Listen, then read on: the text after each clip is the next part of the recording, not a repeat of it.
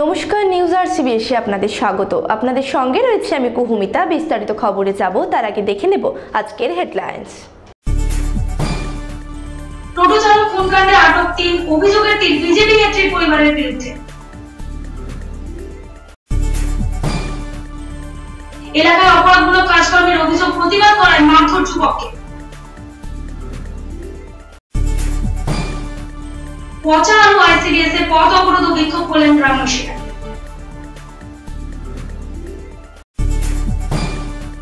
নতুন স্বাস্থ্যবিধির সুযোগ নিয়ে হেনস্থা করছে রোগী পরিবার, অভিযোগে জেলাশাসকের দ্বারস্থ nursing home owners welfare association. অনুষ্ঠিত হলো ধরোয়া পঞ্চায়েত সমিতির নির্বাচন, কড়া নিরাপত্তার বেড়াজালে নির্বিঘ্নে সম্পন্ন ভোট। অনুষ্ঠিত হলো পথ নিরাপত্তা সপ্তাহ, উদ্যোগে ময়না থানা ও পূর্ব মেদিনীপুর জেলা পুলিশ। বিক্ষিপ্ত ঘটনা ছাড়া ভোট মিটল শান্তিতেই, ভোটদানের হারও ভালোই।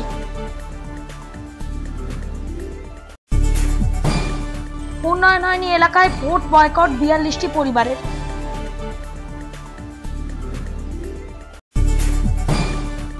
হলদিয়ার বিধায়ককে মারধরের অভিযোগের তীর শাসক দল আশ্রিত দুষ্কৃতীদের বিরুদ্ধে। নবজাতক শিশুর মৃত্যুকে ঘিরে চাঞ্চল্য, বিক্ষোভ ময়না স্বাস্থ্যকেন্দ্রে।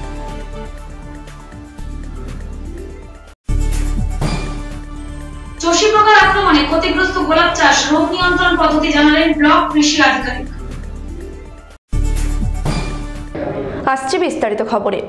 পরপর দুবার টোটো ছিনতাই এবং এক টোটো চালকের অস্বাভাবিক মৃত্যুতে নড়েচড়ে বসে জেলা পুলিশ। গোপন সূত্রে খবর পেয়ে তমলুকের ইন্দিরা কলোনির বাসিন্দা তথা বিজেপি নেত্রীর স্বামী এবং তার 2 ছেলেকে আটক করেছে পুলিশ। তাদের বাড়ি থেকে বেশ কয়েকটি দামি মোটর বাইক, ছোট হাতি গাড়ি এবং 4 চাকার গাড়ি উদ্ধার করেছে পুলিশ। টোটো ছিনতাই ও খুনকাণ্ডে আটক বিজেপি নেত্রীর পরিবার। কিছুদিন আগেই কোলাঘাটে এক টোটো চালককে যাত্রী সেজে টোটো ছিনতাই করার অভিযোগ উঠেছিল। এই ঘটনার পর মহিষাদল থানার গেঁওখালীতে এক টোটো চালক নিখোঁজ হয়ে যান। পরে রূপনারায়ণে তার মৃতদেহ পাওয়া যায়। পরপর দুবার টোটো ছিনতাই ও এক টোটো চালকের অস্বাভাবিক মৃত্যুতে নড়ে চড়ে বসে জেলা পুলিশ।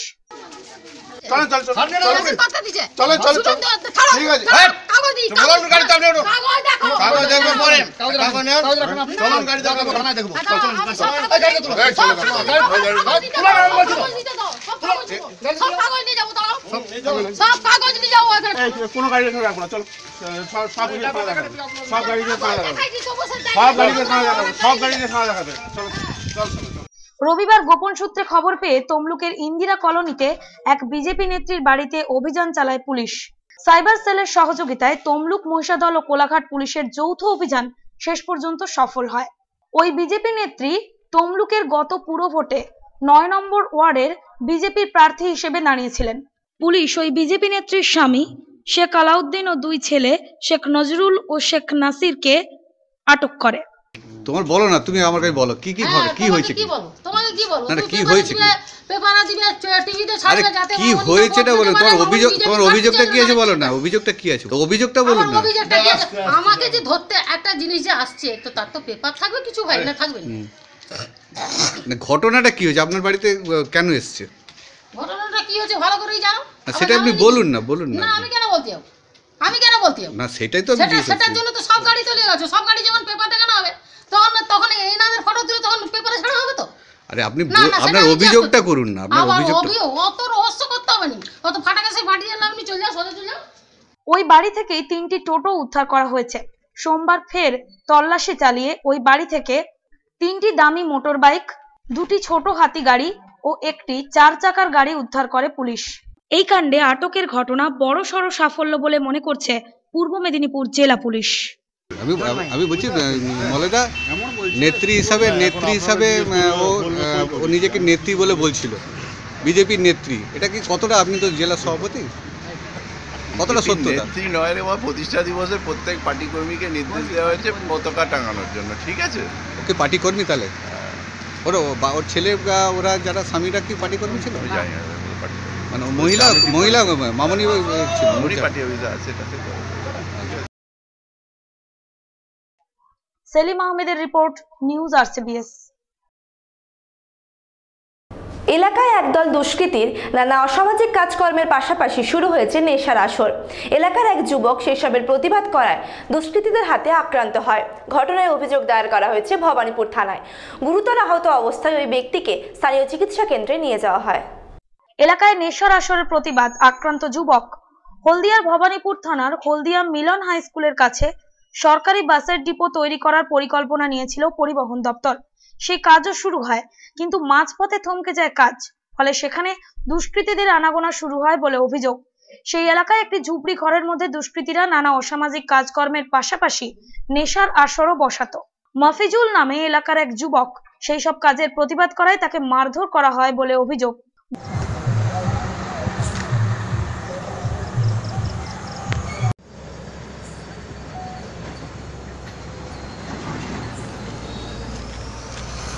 গুরুতর আহত অবস্থায় উদ্ধার করে মাফিজুলকে স্থানীয় চিকিৎসা কেন্দ্রে নিয়ে যাওয়া হয়। হলদিয়ার ভবানীপুর থানায় অভিযোগ দায়ের করা হয়েছে। জানা গেছে, পরিবহন দপ্তরের থমকে থাকা কাজ ফের শুরু হবে, তার আগেই দুষ্কৃতীদের ঠেক হটানোর চেষ্টা করেন এলাকার বাসিন্দারা। কিন্তু দুষ্কৃতীরা জায়গা ছেড়ে হটতে রাজি নয়, তাই এলাকার এই যুবককে মারধর করা হয়েছে বলে অভিযোগ। ওই বাইক নিয়ে ওইদিকে যেতেছিলাম। কোন দিকে? আপনাদের ওই কালী মন্দিরের সামনে নতুন বাস ডিপো হয়েছে,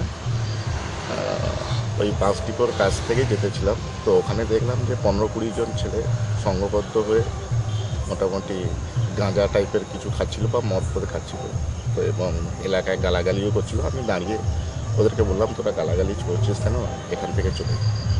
তো ওরা বলে তুই চলে যা, তোর সঙ্গে কোনো কথা নেই। তর্ক বিতর্ক করলাম, আমি প্রতিবাদ করছিলাম এবং ওদের মধ্যে একজন আমাকে কাটারে নিয়ে হট করে মাথায় মেরে দেয়। তারপরে ওরা সবাই আমাকে ধরে নেয় এবং আশেপাশে লোক ছিল এবং আমার বোরদাও পাশে ছিল। ও যখন আসে ওকেও মারপিট করবে। রঞ্জন মাইতির রিপোর্ট, নিউজ RCBS। আইসিডিএস স্কুলগুলি ছাত্রছাত্রীদের পচা আলু রান্না করে খাওয়াচ্ছে। এরই প্রতিবাদে রাজ্য সড়ক অবরোধ করে স্থানীয় বাসিন্দারা। সোমবার রাজ্য সড়ক অবরোধ করে বিক্ষোভ দেখানো হয়। অঙ্গনওয়াড়ি কেন্দ্রে পচা আলু, এই অভিযোগে রাজ্য সড়ক অবরোধ এলাকাবাসীর।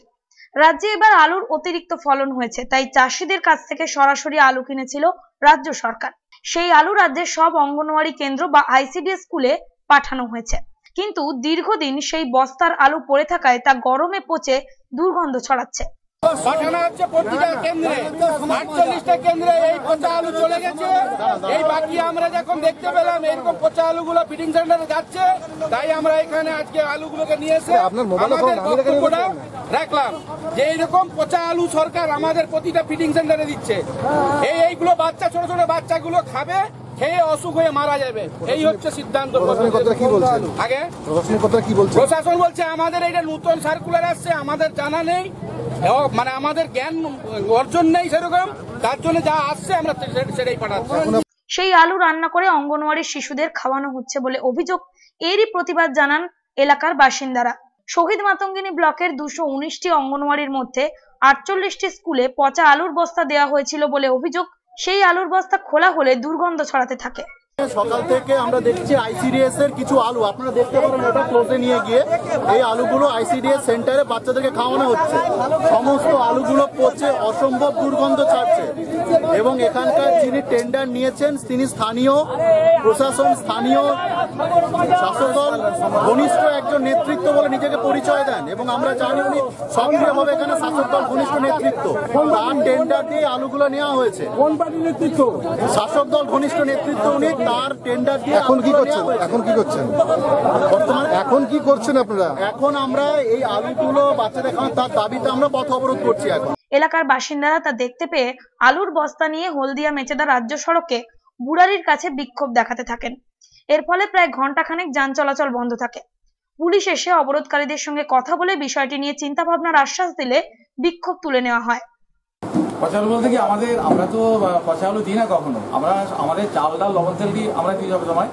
এবারে হঠাৎ করে গভর্নমেন্ট থেকে এসছে যে আলু দিতে হবে, তো আমরা সেইভাবে খুবই আনন্দের আলু দেবো, কিন্তু হঠাৎ করে যে আলুটা এসে মানে খুব পচন হয়ে গেছে। তো মতো অবস্থাতে আমরা দিতে গিয়ে আমরাও এর বিরোধী, পচাটা তো কোনো অবস্থায় দেওয়া যায় না। দিচ্ছিলেন কেন? দিয়েছিলাম বলতে আমাদের হঠাৎ করে চলে এসছে। তো আপনি যখন দেখলেন যে পচা আলু দিচ্ছিলেন কেন? যা বলতে ওরা মেয়েরা পচাটাকে বাদ দিয়ে বাদ বাকিটা নেবে। যেমন আমাদের সকালে একটা বস্তা যদি পচা আলু পুরোটাতে পচা, মানে বেশিরভাগ না, আমরা ভেতরে বুঝতে পারিনি। যেটা যেটা এখন কি হচ্ছে আমাদের 47-48টি সেন্টারে চলে গেছে অলরেডি, তাতে অলরেডি দেখা গেছে টোটাল কতগুলো সেন্টার বিলি হবে? বিলো 229টাতে, তাতে অলরেডি 47টা চলে গেছে। জাহাঙ্গীর বাদশাহ রিপোর্ট, নিউজ RCBS। তৈরি হয়েছে নতুন স্বাস্থ্যবিধি, সেই সুযোগ নিয়ে ডাক্তার এবং নার্সিংহোমগুলিকে হেনস্থা করছে রোগী এবং তার পরিজনেরা। এই অভিযোগে জেলা শাসকের কাছে ডেপুটেশন দিল নার্সিংহোম ওনার্স অ্যাসোসিয়েশন। সোমবার তারা জেলা শাসকের কাছে ডেপুটেশনের মাধ্যমে একাধিক দাবি জানায়। নতুন স্বাস্থ্যবিধির সুযোগ নিয়ে রোগীর পরিবার অযথা হেনস্থা করছে, এই অভিযোগে সোমবার পূর্ব মেদিনীপুরের জেলা শাসকের কাছে স্মারকলিপি দিল নার্সিংহোম ওনার্স ওয়েলফেয়ার অ্যাসোসিয়েশন। তাদের অভিযোগ, কিছু অসাধু লোক এই বিধির সুযোগ নিয়ে বিল না দিয়ে রোগী ফেলে রেখে চলে যাচ্ছে। আমরা টোটাল জেলাতে নার্সিং রয়েছে 185। আজকে আপনারা কোথায় এসেছেন, কি দাবি আপনাদের? আমাদের দাবি কিছু নয়, আমরা এসেছিলাম আমাদের বিলকে সমর্থন করে। বিলের কিছু ব্যাপার ছিল, যে বিলটা রয়েছে 2017 সালের নতুন বিলটা, ওই বিলটা সম্পর্কে আমাদের সেরকম কিছু ছিল না। কিন্তু সমস্যা হচ্ছে কিছু হলিগানিজম, কিছু মস্তান যারা আমাদের উপর বা এই বিলটাকে এমনভাবে অপপ্রচার করে, বিলটাকে বিভিন্ন জায়গায় অপপ্রচার করে নার্সিংহোমগুলোর উপরে অত্যাচার করছে, ভাঙচুর করছে।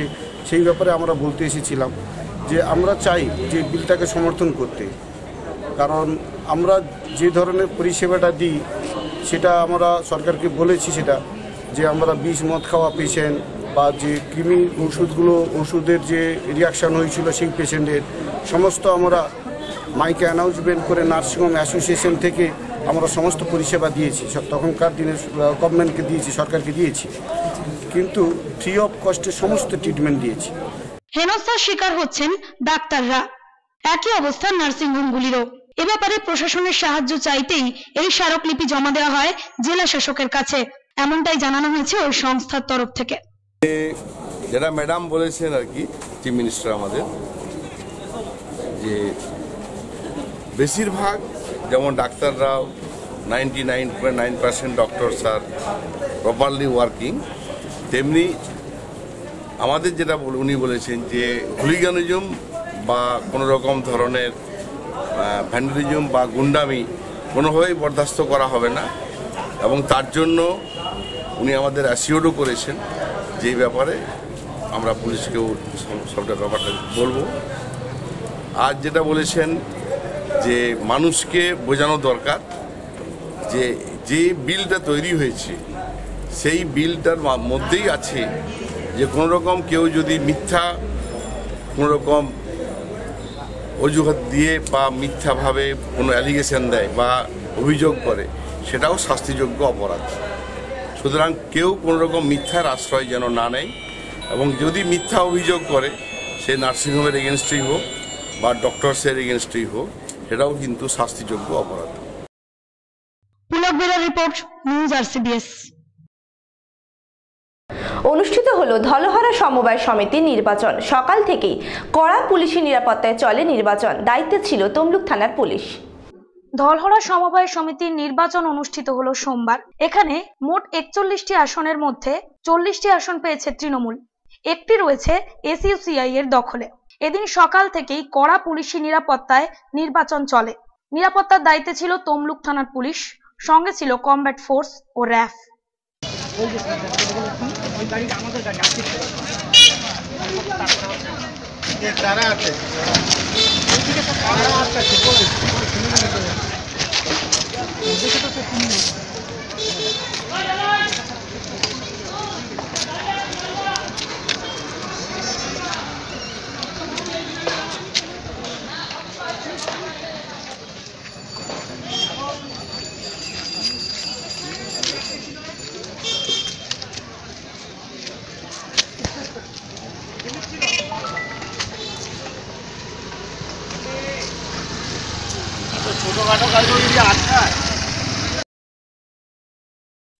সেলিম আহমেদের রিপোর্ট, নিউজ RCBS।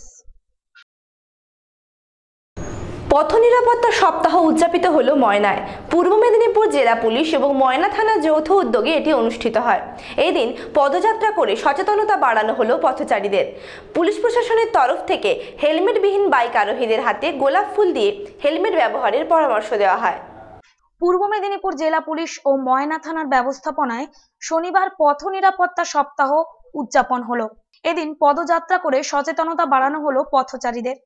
এই পদযাত্রায় পা মেলান ময়না ব্লকের বিডিও বিশ্বজিৎ বসু, জেলা পরিষদের খাদ্য কর্মাধ্যক্ষ বিমান পান্ডা, ময়না পঞ্চায়েত সমিতির বিদ্যুৎ কর্মাধ্যক্ষ স্বপন কুমার পাঁজা, ময়না থানার ওসি মোহাম্মদ মহিউল ইসলাম সহ অন্যান্যরা।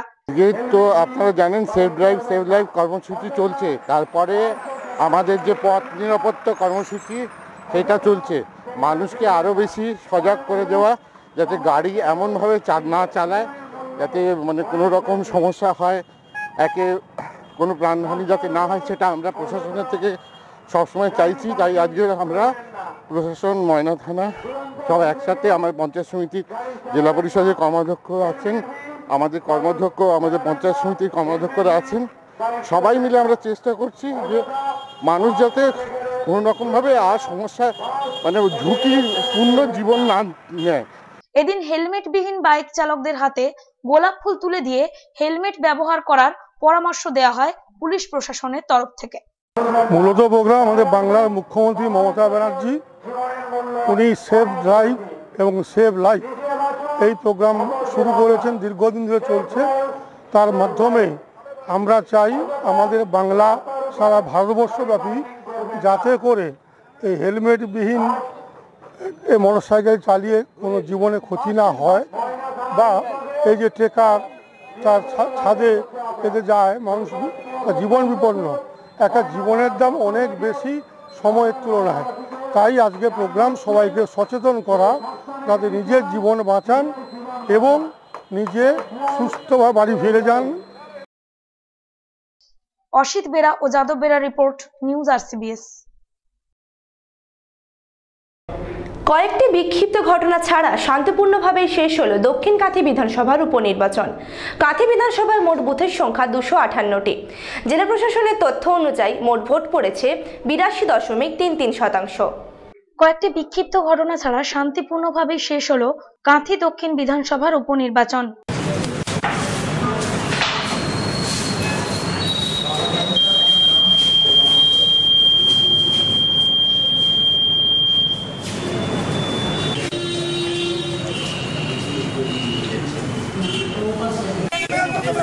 জেলা প্রশাসনের তথ্য অনুযায়ী মোট ভোট পড়েছে 82.33%। কাঁথি বিধানসভায় মোট 258টি বুথ রয়েছে।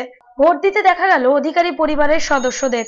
তবে প্রশাসনিক নিয়ম মেনে সারাদিন শুভেন্দু অধিকারী বিধানসভা এলাকার বাইরে ছিলেন।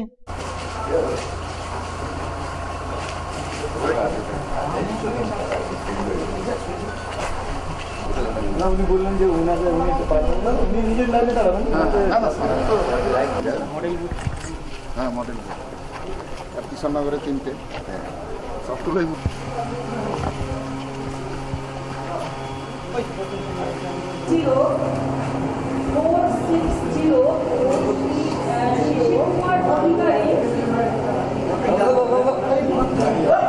সান্ত্বনা কে জেলা দিলাম।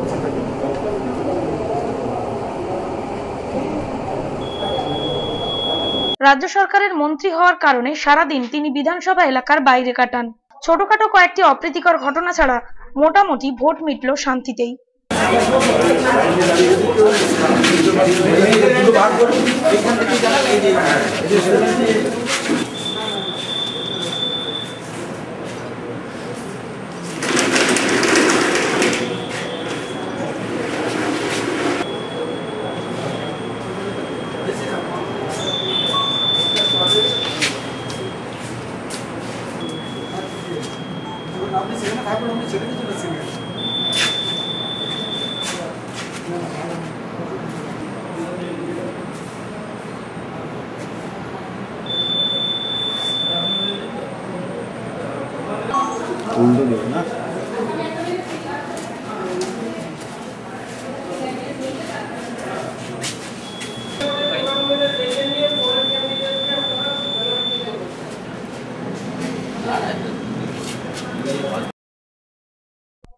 Bureau report, news RCBS। উন্নয়ন হয়নি এলাকায়, নেই পানীয় জলের ব্যবস্থা, এমনকি রাস্তাঘাটেরও বেহাল দশা। এইসব কারণেই ভোট বয়কট করল দক্ষিণকাঁথি বিধানসভার উত্তর রামপুর গ্রামের 42টি পরিবার। উন্নয়ন হয়নি এলাকায়, নেই পানীয় জলের ব্যবস্থা, রাস্তাঘাটের দশাও বেহাল। এইসব কারণে ভোট বয়কট করল কাঁথি দক্ষিণ বিধানসভার 216/45 নম্বর বুথের উত্তর রামপুর গ্রামের 42টি পরিবার। আপনার নাম? মঞ্জু কর্মী। আপনারা ভোট দিচ্ছেন না কেন আজকে? কেন দিচ্ছি না, এই যে আমাদের রাস্তাঘাটে এরকম অবস্থা, আমাদের একটু জল খেতে পাচ্ছি না, 2 মাইল ধরে জল খেতে হচ্ছে, কোনোদিন পাচ্ছি কোনোদিন পাচ্ছি না। জল আনতে কত দূর যান? নীলপুর। নীলপুর থেকে জল আনেন? কারণ এখানে কোন রকম পাইপ লাইনের ব্যবস্থা নেই। আচ্ছা, পাইপ লাইনের ব্যবস্থা আছে কিন্তু জল আসছে না। জল আসে না? রাস্তাঘাট কতদিন ধরে সারানো হয়নি? ধরুন 2 বছর 3 বছর 5 বছর। 5-6 বছর কোনো রাস্তাঘাটের মেরামত হয়নি। উল্লেখ্য, দক্ষিণ কাঁথির বিধায়ক ছিলেন দিব্যেন্দু অধিকারী। তিনি বর্তমানে তমলুকের সাংসদ, সেই কারণে সেখানে ছিল উপনির্বাচন। কিন্তু এবার ভোট বয়কটের সিদ্ধান্ত নিল 216/45 বুথের 42টি পরিবার। সেখানকার সব রাজনৈতিক দলের প্রতিনিধিরা এক হয়ে এই সিদ্ধান্ত নেওয়া হয়েছে বলে জানা গিয়েছে। আচ্ছা অশোকবাবু, আপনি ভোট দিচ্ছেন না কেন এবারে? আমাদের ওই গ্রাম্য ব্যাপার এক হয়ে আমরা ভোট বারে ভোট হচ্ছে, এই জন্য আমরা ভোট দিতে যাব। মানে কতজন এরকম বয়কট করেছেন? আমাদের কত ঘর? 42টা পরিবার পুরো ভোট থেকে বিরত। হ্যাঁ। তো আজকের দিনটা কাটাবেন কিভাবে? এই তো বাড়িতে থেকে কাটাবো, আর কি করে কাটাবো। Bureau report, news RCBS। হলদিয়ার বিধায়ককে মারধর এবং আগ্নেয়াস্ত্র দেখিয়ে খুনের হুমকির অভিযোগ শাসক দলের বিরুদ্ধে। হলদিয়ার বিধায়ক তাপসী মণ্ডল দুর্গাচক থানায় অভিযোগ দায়ের করেন। অভিযোগের ভিত্তিতে ঘটনাস্থল পরিদর্শন করে তদন্ত শুরু করেছে পুলিশ। এবার হলদিয়ার বিধায়ককে মারধর ও আগ্নেয়াস্ত্র দেখিয়ে খুনের হুমকির অভিযোগ উঠল। অভিযোগের তীর শাসক দল আশ্রিত দুষ্কৃতীদের বিরুদ্ধে। হলদিয়া পৌরসভার 7 নম্বর ওয়ার্ডের কাউন্সিলর তথা হলদিয়া বিধানসভার বাম বিধায়ক তাপসী মণ্ডল ও তার স্বামীকে বাড়িতে ঢুকে মারধর ও খুনের হুমকি দেওয়ার অভিযোগ উঠছে কয়েকজন দুষ্কৃতীর বিরুদ্ধে। আমি এবং আমার স্বামী আমরা ঘাটে বসে সন্ধ্যের সময় চা খাবো বলেই বসছি, চায়ের কাপটা সবে নিয়েছি। হঠাৎ একটা জোর আওয়াজ হলো, ফায়ারিংয়ের আওয়াজ। পেছনে ফিরেই দেখি একটি ছেলে দাঁড়িয়ে এই রড, এটা হচ্ছে বড় লম্বা ছিল, এটা দিয়ে গ্লাস ভাঙা শুরু করেছে এবং করতে করতেই আরও খিস্তি খেউর দিতে দিতে আমাদের দিকে এগিয়ে যায়। সেই সময় আমার স্বামী দৌড়ে গিয়ে ঘরের ভেতরে ঢুকে যায় এবং ওই ছেলেটি সঙ্গে সঙ্গেই হচ্ছে বলতে শুরু করে, আজকের সবকে মেরে দেবো, লাশ ফেলে দেবো, ওর ছেলেদের তুলে নিয়ে গিয়ে গুলি করব। আমি প্রতিবাদ করতে গেলে আমাকেও পিস্তল দিয়ে ভয় দেখায় এবং গুলি করবে এরকম হুমকি দেয়, প্রাণনাশের হুমকি দেয়, আমার কপালে পিস্তল ঠেকায়। এরকম অবস্থায় যখন প্রতিবেশীরা চারদিক থেকে দৌড়ে আসতে শুরু করে, বাইরে আরও 10-15 জন ছিল যারা বাইরের লোককে ভেতরে ঢুকতে দিচ্ছিল না, ভয় দেখাচ্ছিল, ধমকাচ্ছিল, কিন্তু প্রতিবেশীরা ছুটে আসতে ও দৌড়ে পালিয়ে যায়। হলদিয়ার দুর্গাচক থানায় অভিযোগ দায়ের করা হয়েছে। অভিযোগের ভিত্তিতে পুলিশ ঘটনাস্থলে গিয়ে পরিদর্শন করে তদন্ত শুরু করেছে। যে ছেলেটি এসছে, ছেলেটিকে আমি চিনি, ওর বাড়ি এখানেই পাশের গ্রামে বাসুদেবপুরে, ওখানে বাড়ি, মহিদুল। এখন রাজনৈতিক পরিস্থিতিতে আজকের কাঁথিতে নির্বাচন হচ্ছে, তার উপর দাঁড়িয়ে আগামী দিনে কিছুদিনের মধ্যে পৌর নির্বাচন সামনে এসে গেছে। তাই আমি মনে করি রাজনৈতিকভাবে আমাকে ভয় দেখানো এবং ভয় দেখিয়ে যাতে আমরা নির্বাচনী লড়াইয়ে অংশগ্রহণ না করতে পারি, মানুষের কাছে যেতে না পারি, তার জন্য এরকম একটা পরিকল্পনা গ্রহণ করা হয়েছে। মানে ঠিক আপনি কোন রাজনৈতিক দলের? এখন শাসক দলের প্রচ্ছন্ন মদতেই এইসব কার্য হচ্ছে। জানা গিয়েছে রবিবার সন্ধ্যায় তাপসী মণ্ডল ও তার স্বামী নিজের বাড়িতে পুকুর পাড়ে বসেছিলেন। হঠাৎ কয়েকটি বাইকে করে এসে একদল লোক বাড়ি ভাঙচুর করতে শুরু করে। পুলিশকে জানানোর পরেও বারে এসে ভাঙচুর করছে, হামলা করছে। কালকে রাত্রে? হ্যাঁ, রাত্রে। গভীর রাত্রে, এবং সারা রাত্রি মইদুল সহ আরো অন্যান্যরা আছে, এবং সারা রাত্রি রাস্তায় দিয়ে বাইক যাওয়ার আওয়াজ পেয়েছি। বারে বারে বাইক দৌড়াচ্ছে। আমি মনে করি দুষ্কৃতীরাই সারা রাত্রি বাইরে টহল দিচ্ছে এবং আমার বাড়ি আক্রমণ করছে। পুলিশের ভূমিকা নিয়ে আপনি কি বলবেন?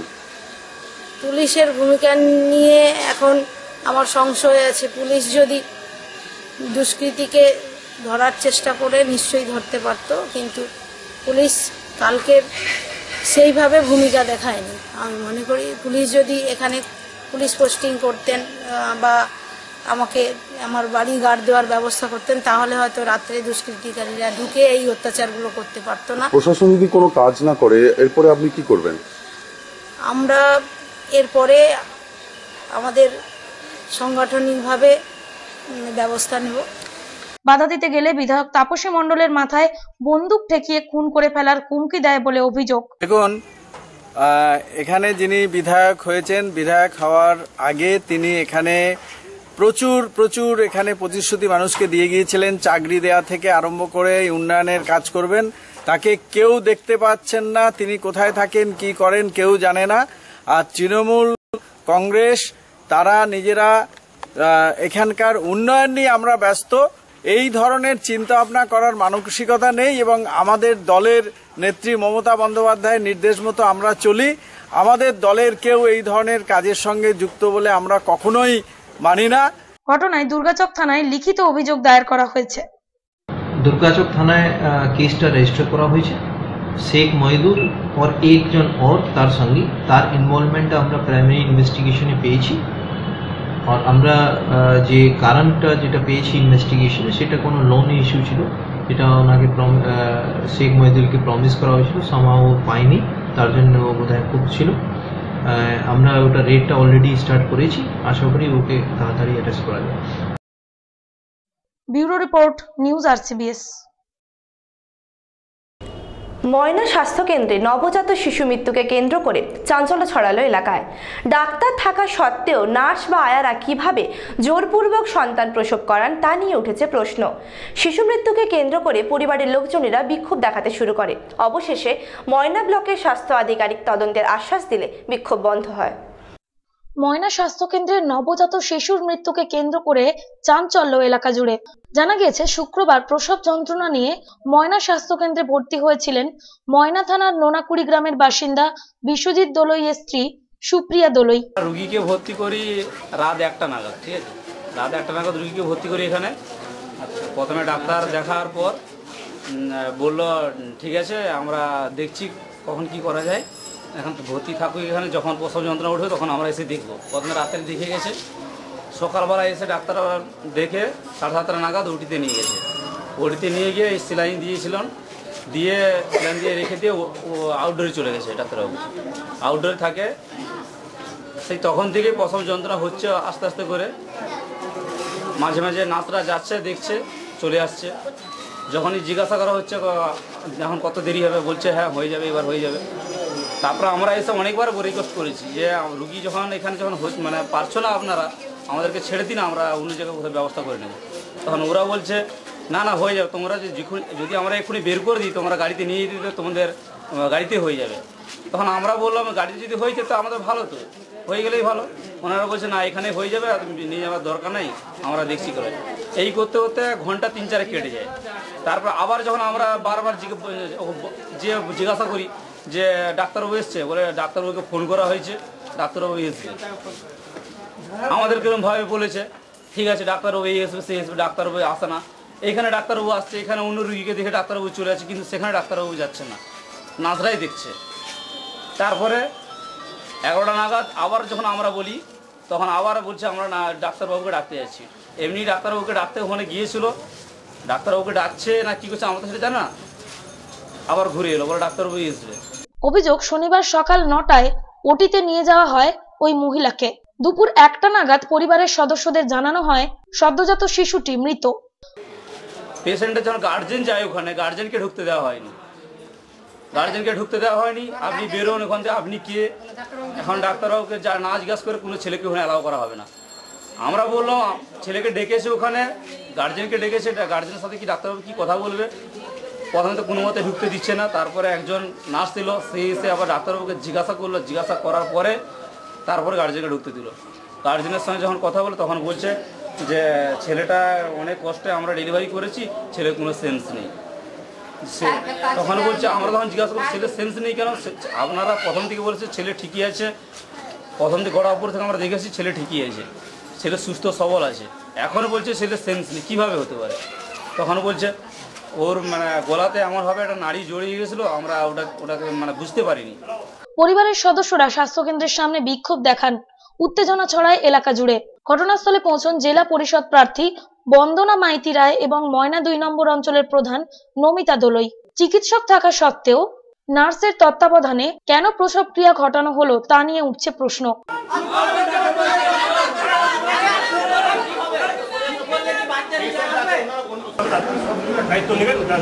ছিল আমি সকাল দিকে এখানে আছি, সেই দুজনকে দেখতেছি তারা গেট খুলছে লাগাচ্ছে, ঠিক আছে, সেই দুজন কি করে ওটিতে ঢুকে? তারা কি ডক্টর? একজন ছিল আমাদের গেট কিপার ছিল, দুজন ছিল না, গেট কিপারের সাথে একজন ছিল, সে কি করে যায় ওইখানে? ব্যাপারটা হচ্ছে যে আমি এটুকু অ্যাসেন্স দিচ্ছি যে তোমার যে ব্যাপার ওখানে ডেলিভারি করতে গিয়ে যদি কোনো সুইপার যদি জড়িত থাকে, কোনো গেট কিপার জড়িত থাকে, কোনো সবজি জড়িত থাকে, ব্যাপারটা আদার দ্য নার্স এবং ডক্টর, আর সেই ব্যাপারটা বলেছে কি সেটা আমাদের ইনকোয়ারি কমিটির সামনে তখন করা হবে।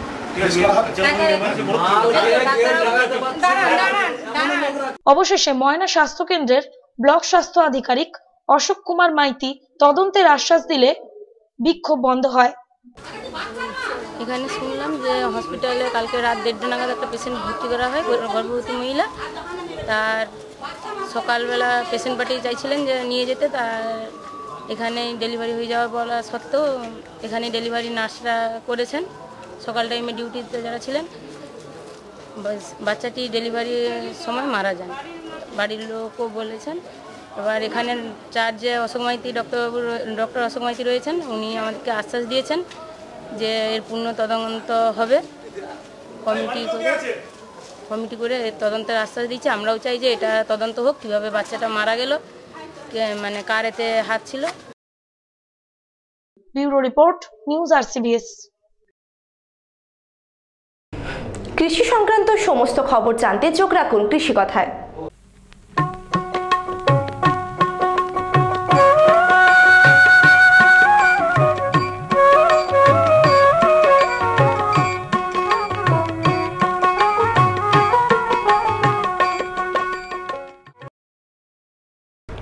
চষি পোকা বা থিপ রোগের প্রকোপে ব্যাপক ক্ষতিগ্রস্ত হচ্ছে গোলাপ ফুল চাষ। এর ফলে আর্থিক ক্ষতির সম্মুখীন হচ্ছেন পাঁশকুড়া ব্লকের ফুল চাষিরা। এই রোগ নিয়ন্ত্রণ সম্পর্কিত নানা তথ্য জানালেন কৃষি আধিকারিক। এই জেলায় গোলাপ চাষ হয় ব্যাপক হারে, কিন্তু চষি পোকা বা থিপ নামক একটি রোগের প্রকোপে গোলাপ গাছে উৎপাদন ব্যাহত হয়।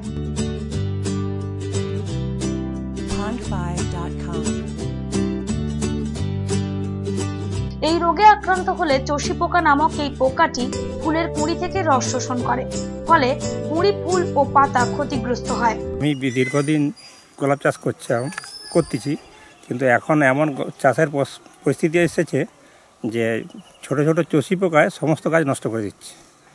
আর এটি যদি কোনো পদ্ধতিমূলক যদি ওষুধ প্রয়োগ করা যায় তাহলে এটা দমন করা যাবে। কিন্তু পূর্ব মেদিনীপুর জেলার পাঁশকুড়া ব্লকের ফুল চাষিরা এখন এই রোগের জন্যই আর্থিক ক্ষতির মুখে পড়েছেন। আমরা চাষি ভাইদের বাগানে এসে যেটা দেখছি সেটা হচ্ছে এই গোলাপ যে বাগান আছে, সেই গোলাপ বাগানের মধ্যে থ্রিপসের খুব অ্যাটাক হয়েছে। চাষি ভাইরা যেটাকে সহজ ভাষায় চষি পোকা বলে থাকেন।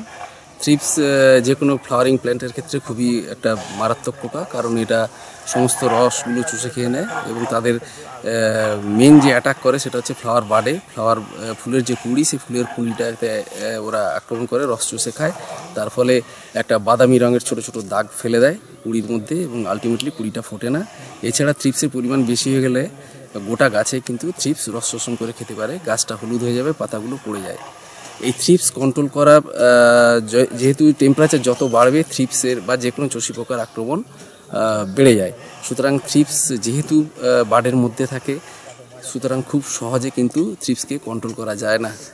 কন্ট্রোল করতে গেলে চাষি ভাইদের যেটা করতে হবে, থ্রিপস বা যে কোনো চষি পোকাকে প্রথম থেকে যদি কন্ট্রোল করতে হয় তাহলে নিম তেল প্রথম থেকে ইউজ করতে হবে। গাছ লাগানোর পর 20 থেকে 21 দিনের পর থেকেই সাধারণত নিম তেল 2 থেকে 3 ml প্রতি লিটার জলে গুলে চাষি ভাইদের স্প্রে করা উচিত। তারপরেও যদি দেখা যায় যে থ্রিপসের অ্যাটাক খুব বেশি হয়ে গেছে বা যে কোনো চষি পোকার অ্যাটাক বেশি হয়ে গেছে, তাহলে সিস্টেমিক ইনসেকটিসাইড যেগুলো বাজারে আছে সেগুলো প্রয়োগ করতে হবে। এই সিস্টেমিক ইনসেকটিসাইডের মধ্যেও একটা জিনিস দেখতে হবে, যেহেতু এরা ফুলের পাপড়িতে বা ফুলের মধ্যে এবং পাতাতে বেশি অ্যাটাক করে, তাহলে সিস্টেমিক ইনসেকটিসাইডগুলো যখন আমরা স্প্রে করি সেই ইনসেকটিসাইডগুলো খুব কম পরিমাণে অ্যাক্টিভ ইনগ্রিডিয়েন্ট যেগুলো কেমিক্যাল কম্পোজিশন, যেটা মেনলি থ্রিপসকে মারবে, সেই কেমিক্যাল কম্পোজিশনটা কিন্তু খুব কম পরিমাণে পাতায় বা ফুলে থাকে বা আসে শোষণ হয়ে সিস্টেমিক পদ্ধতিতে। সুতরাং সেই জন্যেই এই চষি পোকাগুলোকে বা থ্রিপসকে মারা খুব বা কন্ট্রোল করা খুব কঠিন কাজ। এই রোগ সংক্রান্ত সুসংহত নিয়ন্ত্রণ ব্যবস্থা সম্পর্কে জানালেন কৃষি আধিকারিক বিবেকানন্দ মোহান্তি। যেগুলো জলে খুব সহজে গুলে যায় এবং জলে গুলে যাওয়ার যে সলিউবিলিটি, সেই সলিউবিলিটি যার যত বেশি হবে সেই ওষুধগুলো দিয়ে একমাত্র থ্রিপসকে একটু কন্ট্রোল করা যায়। এগুলোর মধ্যে যেসব সিস্টেমিক ইনসেকটিসাইডগুলো সাধারণত আমরা চষি পোকার ক্ষেত্রে ইউজ করে থাকি সেগুলোর মধ্যে অ্যাসিফেট, থাইমেথক্সাম, ইমিডাক্লোরপিড, অ্যাসিফেট ফেনফ্লুরাইডের মিক্সচার এইগুলো আমরা দিয়ে থাকি। কিন্তু দেখা গেছে যে এই যে ওষুধগুলো আছে সেই ওষুধগুলোর মধ্যে অ্যাসিফেটের সলিবিলিটি সব থেকে বেশি, মানে প্রায় 7900 ppm এর সলিবিলিটি অ্যাসিফেটের। সুতরাং খুব সহজেই এই অ্যাসিফেট জলের মধ্যে মিশে যায় এবং সুতরাং এই যে ওষুধগুলো চাষি ভাইরা ব্যবহার করছেন সেই ওষুধগুলোর মধ্যে যদি অ্যাসিফেটের কোনো কম্পোজিশন থাকে বা শুধু অ্যাসিফেট যদি 7-8 দিন বাদে বাদে চাষি ভাইরা ব্যবহার করে থাকেন, তাহলে কিন্তু খুব সহজেই এই থ্রিপসকে বা চষি পোকাকে আমরা কন্ট্রোল করতে পারবো। প্রসূন ব্যানার্জির রিপোর্ট, নিউজ RCBS। প্রতিদিনের সবজি এবং মাছের দর জানতে চোখ রাখুন বাজার দরে।